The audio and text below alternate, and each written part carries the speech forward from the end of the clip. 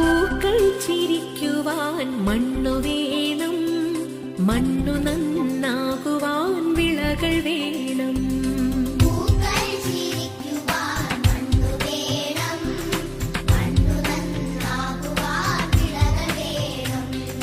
വാക്കുകൾ വിത്തായി വിളയിക്കുവാൻ വേണം വിദ്യാലയം, പൊതുവിദ്യാലയം.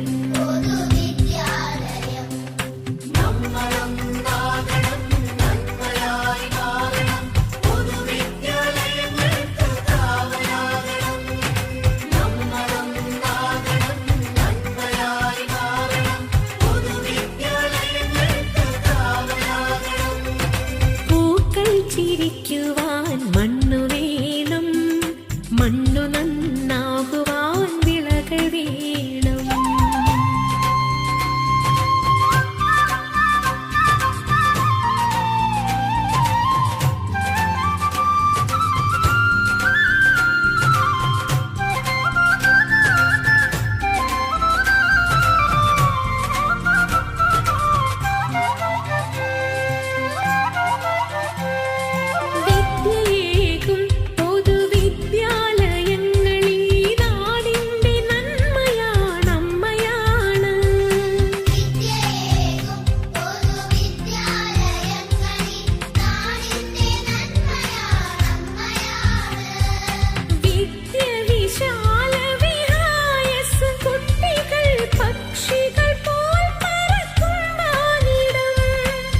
ചാപ്റ്റർ സ്റ്റുഡൻസ് ആപ്പ് ഇനിയും ഡൗൺലോഡ് ചെയ്തില്ലേ? 5 മുതൽ +2 വരെയുള്ള എല്ലാ ഓൺലൈൻ ക്ലാസ്സും ഉണ്ട് ചാപ്റ്റർ സ്റ്റുഡൻസ് ആപ്പിൽ. ഇതു പാഠശാല, ഇതു ധർമ്മശാല. ഹായ് ഡിയർ സ്റ്റുഡൻസ്, ഇന്ന് നമ്മൾ ഡിസ്കസ് ചെയ്യാൻ പോകുന്നത് കെമിസ്ട്രിയിലെ തന്നെ +2 കെമിസ്ട്രിയിലെ ഏറ്റവും ഇമ്പോർട്ടൻ്റ് ആയിട്ടുള്ള ഒരു ചാപ്റ്ററാണ്. അതായത് theoretically as well as problem based since സ്ഥിരമായി ചോദിക്കുന്ന, അത്യാവശ്യം 5 മാർക്കോളം ബോർഡ് എക്സാമിനും ഒരു 2 ക്വസ്റ്റ്യനോളം എൻട്രൻസ് എക്സാമിനും ചോദിക്കുന്ന ഒരു ചാപ്റ്ററാണ് നമ്മൾ ഡിസ്കസ് ചെയ്യാൻ പോകുന്നത്. ഈ ചാപ്റ്ററിന് ഒന്നാമത്തെ പ്രത്യേകത എന്ന് പറയുന്നത്, നമ്മൾ ഫിസിക്സിൽ പഠിക്കുന്ന കറണ്ട് ഇലക്ട്രിസിറ്റി എന്ന് പറയുന്ന ചാപ്റ്ററിലെ കുറേ പോർഷൻസ് ആണ് ആദ്യം നമുക്ക് ഈ ചാപ്റ്ററിലും പഠിക്കാനായിട്ടുള്ളത്. നമ്മുടെ പഠിക്കാനുള്ള എളുപ്പത്തിന് ഒരു ഓർഡറിൽ തന്നെ, അതായത് ഒന്നിന് കണക്റ്റീവായിട്ട് അടുത്തത് പഠിച്ചു പോകുന്ന ഒരു സിസ്റ്റത്തിൽ ഈ ചാപ്റ്റർ നമുക്ക് പഠിച്ചു മാറാം. അപ്പോൾ ആദ്യമേ എന്താണ് ഇലക്ട്രോ കെമിസ്ട്രി? ഒരുപാട് ബ്രാഞ്ചസ് ഓഫ് കെമിസ്ട്രി ഉണ്ട്, നിങ്ങൾക്ക് ഫെമിലിയർ ആണ്. Polymer chemistry, analytical chemistry, inorganic chemistry, physical chemistry, organic chemistry, bio chemistry, അങ്ങനെ ഒരുപാട് ബ്രാഞ്ചസ് കൂടിച്ചേർന്നതാണ് കെമിസ്ട്രി എന്ന് പറയുന്നത്. അപ്പോൾ ഈ ഇലക്ട്രോ കെമിസ്ട്രി എന്ന് പറഞ്ഞു കഴിഞ്ഞാൽ അതിൽ തന്നെ വളരെ ഇമ്പോർട്ടൻ്റ് ആയിട്ടുള്ള ഒരു ബ്രാഞ്ചാണ്. അപ്പോൾ ഫസ്റ്റ് പോയിന്റ് കിട്ടി. It is the branch of chemistry which deals with the study of chemical reactions which takes place under the influence of electricity. എന്ന് പറഞ്ഞാൽ ഒരുപാട് കെമിക്കൽ റിയാക്ഷൻസ് നമ്മൾ ഫെമിലറൈസ്ഡ് ആണ്, അല്ലെങ്കിൽ നമുക്ക് ഫെമിലിയർ ആണ്. ആ കെമിക്കൽ റിയാക്ഷൻസിനെ കുറിച്ചല്ല നമ്മൾ ഈ ഇലക്ട്രോ കെമിസ്ട്രി എന്ന് പറയുന്ന സ്പെസിഫിക് ബ്രാഞ്ചിൽ പഠിക്കുന്നത്. ഇലക്ട്രോ കെമിസ്ട്രിയിൽ നമ്മൾ പഠിക്കുന്ന റിയാക്ഷൻസ് എന്ന് പറയുന്നത് which takes place under the influence of electricity. അതായത് ചില കെമിക്കൽ റിയാക്ഷൻസ് നടക്കുമ്പോൾ ഇലക്ട്രിസിറ്റി ജനറേറ്റ് ചെയ്യപ്പെടാം, ചില കെമിക്കൽ റിയാക്ഷൻ നടക്കുമ്പോൾ ഇലക്ട്രിസിറ്റി നടക്കണം എന്നുണ്ടെങ്കിൽ ഇലക്ട്രിസിറ്റി നമ്മൾ അങ്ങോട്ട് കൊടുത്തെങ്കിലേ ആ reactions നടക്കത്തുള്ളൂ.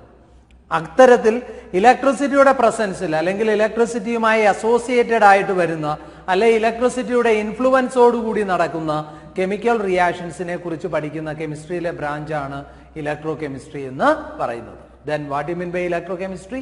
It is a branch of chemistry which deals with the study of chemical reactions which takes place under the influence of electricity. Clear? ഇതിനകത്ത് കുറച്ച് ബേസിക് ടേംസ് ആണ് നമുക്ക് ആദ്യം പഠിക്കേണ്ടത്. ഒന്നാമത്തെ ബേസിക് ടേം എന്ന് പറയുന്നത് ഇലക്ട്രോലൈറ്റ്. എന്താണ് ഇലക്ട്രോലൈറ്റ് എന്ന് ചോദിച്ചാൽ, ഫിസിക്സിൽ നിങ്ങൾ പഠിച്ചിട്ടുണ്ട്, substances R broadly classified into 3 depending on their capability to conduct electricity. ഇലക്ട്രിസിറ്റിയെ കടത്തിവിടാനുള്ള അവരുടെ സ്വഭാവത്തെ ബേസ് ചെയ്തുകൊണ്ട് സബ്സ്റ്റൻസുകളെ നമുക്ക് മൂന്നായിട്ട് ക്ലാസിഫൈ ചെയ്യാം. കണ്ടക്ടേഴ്സ് എന്നും, സെമി കണ്ടക്ടേഴ്സ് എന്നും, ഇൻസുലേറ്റേഴ്സ് എന്നും. Conductors are those substances which allows the passage of electricity. അല്ലെ, ഇലക്ട്രിസിറ്റിയുടെ ഫ്ലോയെ അല്ലെങ്കിൽ ഇലക്ട്രിസിറ്റിയെ സിംപ്ലി പറഞ്ഞാൽ കടത്തിവിടുന്ന പദാർത്ഥങ്ങൾ കണ്ടക്ടേഴ്സും കടത്തിവിടാത്തവ ഇൻസുലേറ്റേഴ്സും. ഭാഗികമായി മാത്രം, പാർഷ്യലി മാത്രം ഇലക്ട്രിസിറ്റിയെ കടത്തിവിടുന്ന ആൾക്കാരെ സെമി കണ്ടക്ടേഴ്സ് എന്നും നമുക്ക് വിളിക്കാം. അതുപോലെ ഇലക്ട്രോ കെമിസ്ട്രിയിൽ നമുക്ക് രണ്ട് ടേംസ് ആണ് പഠിക്കാനുള്ളത്, ഇലക്ട്രോലൈറ്റും നോൺ ഇലക്ട്രോലൈറ്റും. ചില കെമിക്കൽ സബ്സ്റ്റൻസുകളുടെ പ്രത്യേകതയാണ് which conduct electricity in either in aqueous state or in molten state. ഒന്നുകിൽ അക്വസ് സ്റ്റേറ്റിൽ, അക്വസ് സ്റ്റേറ്റ് എന്ന് പറഞ്ഞാൽ ജലീയ അവസ്ഥ, വെള്ളത്തിൽ നമ്മൾ ഡിസോൾവ് ചെയ്ത് വെച്ചേക്കുന്നു. രണ്ടാമത്തേന്ന് പറയുന്നത് മോൾട്ടൺ സ്റ്റേറ്റ്, ഉരുകിയ അവസ്ഥ. അപ്പൊ ജലീയ അവസ്ഥയിൽ അല്ലെങ്കിൽ ഉരുകിയ അവസ്ഥയിൽ ഇലക്ട്രിസിറ്റിയെ കടത്തിവിടുന്ന സബ്സ്റ്റൻസുകളെ, പദാർത്ഥങ്ങളെ നമ്മൾ വിളിക്കുന്ന പേരാണ് electrolyte. Which does not conduct electricity in aqueous state or in molten state. അതിനെ നമുക്ക് വിളിക്കാം നോൺ ഇലക്ട്രോലൈറ്റ്. അപ്പോ ഒന്നാമത്തെ ബേസിക് ടേം ഇലക്ട്രോലൈറ്റ്, രണ്ടാമത്തെ ടേം എന്ന് പറയുന്നത് നോൺ ഇലക്ട്രോലൈറ്റ്. ബേസിക്കലി നിങ്ങൾക്കൊരു സംശയം ഉണ്ടാവും, സാറേ ഇവരെയും കയറി നമുക്ക് കണ്ടക്ടേഴ്സ് എന്ന് വിളിച്ചുകൂടി. പക്ഷേ ഇത് രണ്ടും എൻറ്റയർലി ഡിഫറെന്റ് ആയിട്ടുള്ള രണ്ട് കോൺസെപ്റ്റുകളെ ബേസ് ചെയ്തിട്ടാണ് ക്ലാസിഫൈ ചെയ്തിരിക്കുന്നത്. അതായത് കണ്ടക്ടേഴ്സ് എന്ന് പറയുമ്പോൾ മനസ്സിലേക്ക് വരേണ്ടത് all metals are good conductors of heat and electricity. And in the case of metals the conduction is possible due to the presence of or due to the flow of free electrons. ശരിയല്ലേ? ആ മെറ്റൽസിനകത്തുള്ള ഇലക്ട്രോൺസിന്റെ flow മൂലമാണ് അവിടെ conduction സാധ്യമാകുന്നത്. പക്ഷേ here in the case of this electrolyte the conduction is possible only in aqueous state or in molten state. അപ്പൊ ഈ aqueous സ്റ്റേറ്റിലേക്ക് അല്ലെങ്കിൽ മോൾട്ടൺ സ്റ്റേറ്റിലേക്ക് ഒരു സബ്സ്റ്റൻസ് വരിക എന്ന് പറഞ്ഞാൽ, ഒരു എക്സാമ്പിൾ പറഞ്ഞാൽ NaCl ഒരു ഇലക്ട്രോലൈറ്റ് ആണ്. ഇത് അക്വസ് സ്റ്റേറ്റിലേക്ക് അല്ലെങ്കിൽ മോൾട്ടൺ സ്റ്റേറ്റിലേക്ക് വന്നു കഴിയുമ്പോൾ we know that it is converted to Na plus and Cl minus ions. That is, in this case this conduction is possible due to the presence of free ions. That is the basic difference between electronic conductors or metallic conductors. Metallic conductors ne thanne namukku electronic conductors ennu vilikam. That is, the conduction is due to the presence of free electrons. But in the case of an electrolyte, the conduction is due to the presence of free ions. That is, in the case of an electrolyte which conduct electricity in aqueous state or in molten state, whenever a substance is converted into aqueous state or molten state, it is converted to its corresponding ions. That is, in the case of an electrolyte, the conduction is possible due to the presence of free ions. Clear? And ഇപ്പോ ഒരു ഇലക്ട്രോലൈറ്റിനെ തന്നെ നമുക്ക് വേണമെങ്കിൽ രണ്ടായിട്ട് classify ചെയ്യാം. They are strong electrolyte and weak electrolyte. Strong electrolyte എന്നും week electrolyte എന്നും രണ്ടായിട്ട് ക്ലാസിഫൈ ചെയ്യാം. എന്താണ് സ്ട്രോങ് ഇലക്ട്രോലൈറ്റ് എന്ന് ചോദിച്ചു കഴിഞ്ഞാൽ ഒന്നുമില്ല, സ്ട്രോങ് ആണ് അല്ലെ. അപ്പൊ അവിടെ കണ്ടക്ഷൻ മാക്സിമം ആണ്. കണ്ടക്ഷൻ നടക്കുന്നത് അയോൺസിന്റെ പ്രസൻസിലൂടെയാണ് കണ്ടക്ഷൻ നടക്കുന്നത്. അപ്പൊ കണ്ടക്ഷൻ മാക്സിമം എന്ന് പറയുമ്പോൾ അവിടെയുള്ള അയോൺസിന്റെ എണ്ണം മാക്സിമം ആയിരിക്കും. That means if that compounds undergoes complete dissociation or complete ionization. അല്ലെ, if an electrolyte which undergoes complete ionization or dissociation, it is known as strong electrolyte. എന്തുകൊണ്ട് വിളിക്കുന്നു? Because the conduction is maximum. This is because the number of ions furnished there is maximum or liberated there is maximum. But if it undergoes only partial ionization, for example acetic acid, we know that acetic acid is a weak electrolyte. We already studied this one in your equilibrium. Acetic acid is a weak electrolyte. It undergoes partial ionization to form acetate ion and H plus ion. That is, the system contains unionized acetic acid, acetate ion and H plus ion. So once again, Electrolytes are the compounds which conduct electricity in aqueous state or in molten state. അവിടുന്ന് ഒരു കാര്യം understood ആണ്, aqueous സ്റ്റേറ്റിൽ അല്ലെങ്കിൽ molten സ്റ്റേറ്റിൽ കടത്തിവിടാൻ കാരണം due to the presence of free ions. Then the difference between electrolyte and conductors are, in the case of electrolyte, the conduction is possible due to the presence of free ions. But in the case of metals or in the case of conductors, the conduction is due to the presence of free ions, free electrons. And these electrolytes are of two types depending on the extent of ionization. If it undergoes complete ionization, it is known as strong electrolyte. If it undergoes only partial ionization, it is known as weak electrolyte. So, what do you mean by electrochemistry? Electrolyte, non-electrolyte, strong electrolyte, weak electrolyte, difference between conductors and electrolyte. I think it is very clear to you. So, now we are moving to the next topic. From here onwards, you want to study all these things in your current electricity. So, let us start. First one is Ohm's law. It's correlative Ohm's law.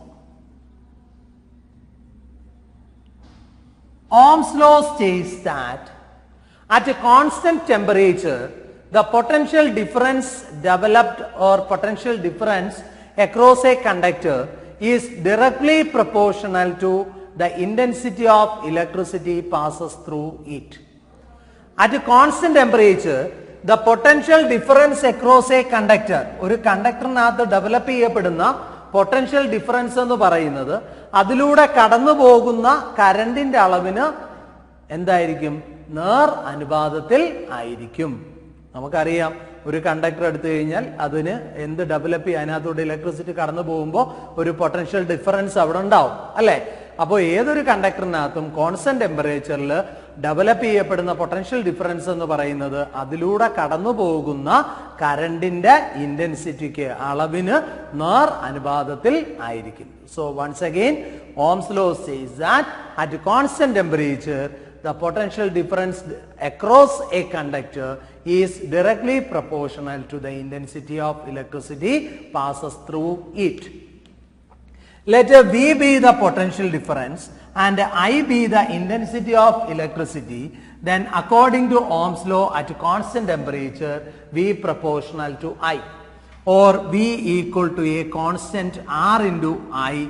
Here this constant R is known as resistance and its unit is ohm. So these are the things related to Ohm's law. Ohm's law says that, എൻ്റെ കൂടെ ഇത് കേൾക്കുന്നതിനോടൊപ്പം പറഞ്ഞു കഴിഞ്ഞാൽ ഇത് പഠിച്ചു പോകാൻ പറ്റുന്ന ഒരു ചാപ്റ്ററാണ്. Okay, Ohm's law says that at a constant temperature the potential difference across a conductor is directly proportional to the intensity of electricity passes through it. Let V be the potential difference and I be the intensity of electricity. Then at constant temperature, according to Ohm's law, V proportional to I or V equal to R into I, where R is a constant known as resistance and its unit is ohm. I think it's clear to you. So next term is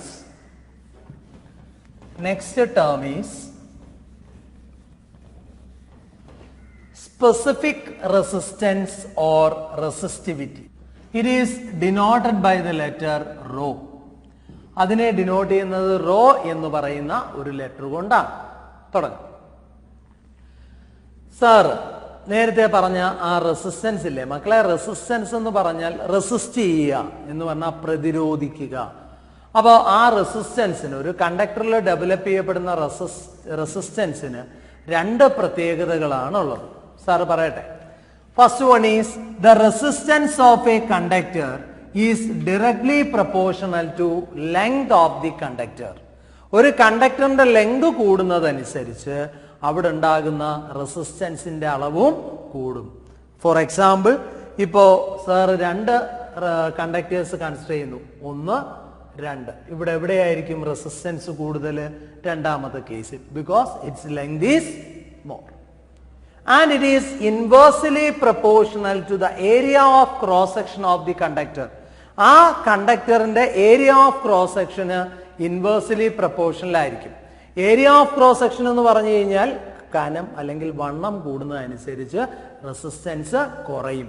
A എന്ന് പറയുന്നത് area of cross section ആണെങ്കിൽ സാറിന് എഴുതാം R proportional to 1/a. ഒന്നുകൂടെ പറയാം. Resistance of a conductor is directly proportional to length of the conductor. It is inversely proportional to the area of cross section of the conductor. Then R proportional to L, R proportional to 1/a. Combining these two equations, we will get R proportional to L/a. അല്ലെ, ഈ രണ്ട് ഇക്വേഷന്റെ LHS same ആണ്, ഇടയ്ക്ക് കിടക്കുന്ന sign same ആണ്. So R is equal to R proportional to L/a. ഇവിടെ ഈ ആർ ഈക്വൽ ടു L/a എന്ന് പറയുന്ന ഒരു ഫോമാറ്റിലാക്കണമെങ്കിൽ ഒരു കോൺസ്റ്റന്റ് കൊണ്ട് ഗുണിക്കണം. Here the constant is rho. Rho is simply nothing but it is a specific resistance. So R is equal to rho into L/a, where rho is a constant and it is known as resistivity. ഈ rho എന്ന് പറയുന്ന ഒരു constant ആണ്, അതിനെ വിളിക്കുന്ന പേരാണ് resistivity. That is, ഇതിൽ നിന്ന് വേണമെങ്കിൽ സാറിന് raw is equal to RA/L എന്നൊരു ഇക്വേഷനിലേക്ക് എത്താം.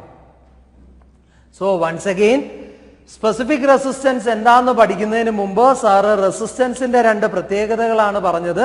ഒരു കണ്ടക്ടറിൽ ഡെവലപ്പ് ചെയ്യപ്പെടുന്ന റെസിസ്റ്റൻസ് എന്ന് പറയുന്നത് ആ കണ്ടക്ടറിന്റെ ലെങ്തിന് നേറനുപാതത്തിലായിരിക്കും.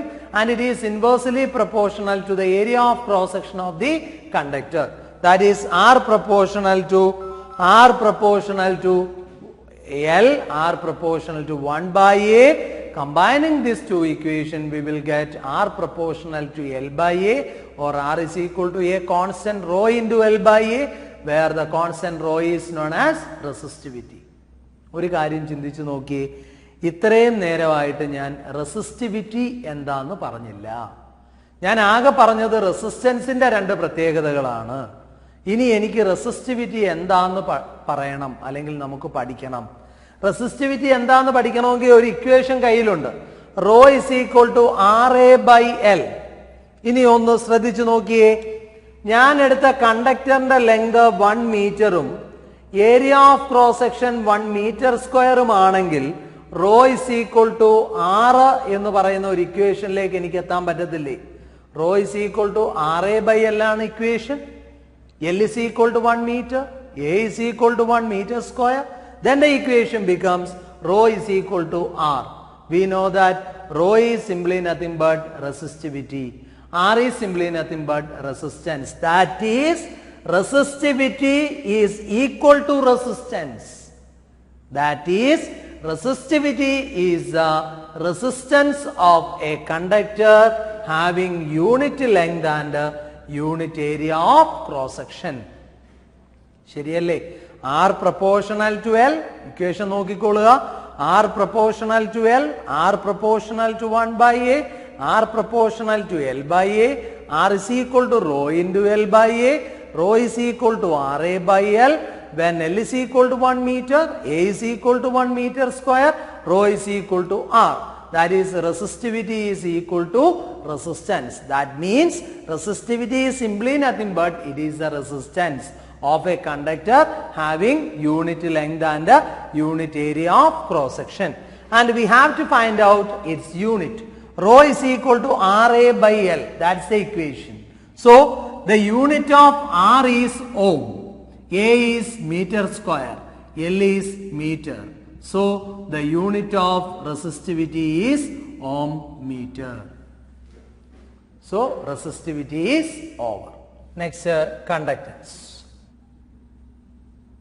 It is denoted by the letter C. It is simply nothing but it is a reciprocal of resistance. Resistance in the reciprocal ne vilikkunna perana endu conductance. Adine denote cheyyunna letter C. അപ്പോൾ നമുക്ക് equation ആയിട്ട് എഴുതാം C is equal to 1/R and its unit is 1/ohm. That's equal to ohm raised to -1. It is otherwise known as mho. The unit of conductance is mho. So conductance is the reciprocal of resistance, that is C is equal to 1 by R, and its unit is 1 by ohm, that is equal to ohm raised to minus 1 or ohm inverse. That means it is otherwise known as mho. The next one is conductivity or specific conductance. Conductivity is denoted by the letter kappa, CAPA. കണ്ടക്ടിവിറ്റിയെ denote ചെയ്യുന്ന letter ഏത് letter കൊണ്ടാ? Kappa എന്ന് പറയുന്ന letter കൊണ്ടാണ് കണ്ടക്ടിവിറ്റിയെ denote ചെയ്യുന്നത്. Sir simply ചോദിക്കുകയാണ്, കണ്ടക്ടൻസ് എന്ന് പറഞ്ഞാൽ റെസിസ്റ്റൻസിന്റെ റെസിപ്രോക്കലാണ്. അപ്പോ കണ്ടക്ടിവിറ്റി എന്ന് പറഞ്ഞാൽ എന്തിന്റെ റെസിപ്രോക്കൽ ആയിരിക്കും? റെസിസ്റ്റിവിറ്റിയുടെ റെസിപ്രോക്കൽ ആയിരിക്കും. ദാറ്റ് ഈസ്, എനിക്ക് എഴുതാം kappa is equal to 1 by rho എന്ന് എഴുതിക്കൂടെ? It is the reciprocal of resistivity. ഇനി നമുക്കറിയാം rho is equal to RA by L അല്ലേ? അപ്പൊ kappa is equal to 1 by RA by L അല്ലേ? ഇതിനെ ഒന്ന് റീഅറേഞ്ച് ചെയ്താൽ 1 by R into L by A എന്ന് എഴുതാമല്ലോ. ഈ 1 by R എന്ന് പറഞ്ഞാൽ C അല്ലേ? C into L by A എന്ന് എഴുതാമല്ലോ.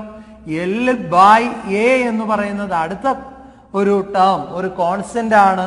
അതിനെ വിളിക്കുന്ന പേരാണ് cell constant. That is conductivity kappa is equal to conductance into cell constant. ഇതിനെ തന്നെ വേണമെങ്കിൽ എനിക്ക് എഴുതാം kappa is equal to cell constant divided by resistance. അതെങ്ങനെ എഴുതി? കണ്ടക്ടൻസ് എന്ന് പറഞ്ഞ റെസിസ്റ്റൻസിന്റെ റെസിപ്രോക്കല. അപ്പം cell constant divided by resistance എന്ന് എഴുതാം. ഓക്കെ ആണോ? ഒന്നുകൂടെ നോക്കുക. കണ്ടക്ടിവിറ്റി എന്ന് പറഞ്ഞാൽ it is a reciprocal of resistivity, that is kappa is equal to 1 by rho. Rho എന്ന് പറഞ്ഞാൽ RA by L. അപ്പൊ കാപ്പ എന്ന് പറഞ്ഞാൽ 1 by RA by L. അതിനെ റീഅറേഞ്ച് ചെയ്താൽ 1 by R into L by A. 1 by R എന്ന് പറഞ്ഞാൽ reciprocal of resistance C into L by A. The whole quantity L by A is another constant and its name is cell constant. So conductivity is conductance into cell constant or cell constant divided by resistance. And its unit is, simply we can able to find out its unit. How?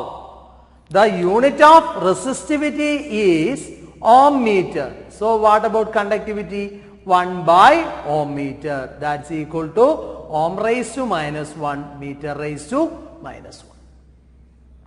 ഇനി ഒരു കാര്യം ചിന്തിച്ചേ, conductivity is a reciprocal of resistivity എന്നേ ഞാൻ പറഞ്ഞുള്ളൂ. അതിനൊരു definition ഞാൻ പറഞ്ഞില്ല. നേരത്തെ റെസിസ്റ്റിവിറ്റിക്ക് ഒരു ഡെഫിനിഷൻ പറഞ്ഞതുപോലെ കണ്ടക്ടിവിറ്റിക്ക് നമുക്കൊരു ഡെഫിനിഷൻ പറയാൻ പറ്റും. എങ്ങനെന്ന് ചോദിച്ചാൽ, ദേ kappa is equal to C into L by A. Conductance into L by A.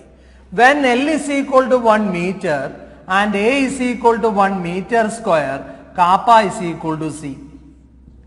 Conductivity is equal to conductance. അപ്പോൾ എനിക്ക് ഇങ്ങനെ പറയാമല്ലോ, conductivity is the conductance of a conductor having unit length and unit area of cross section. Unit ലെങ്തും unit area of cross സെക്ഷനുമുള്ള ഒരു കണ്ടക്ടറിന്റെ കണ്ടക്ടൻസിനെ വിളിക്കുന്ന പേരാണ് അതിന്റെ കണ്ടക്ടിവിറ്റി. ക്ലിയർ? ഒന്നും കൂടെ പറയാം.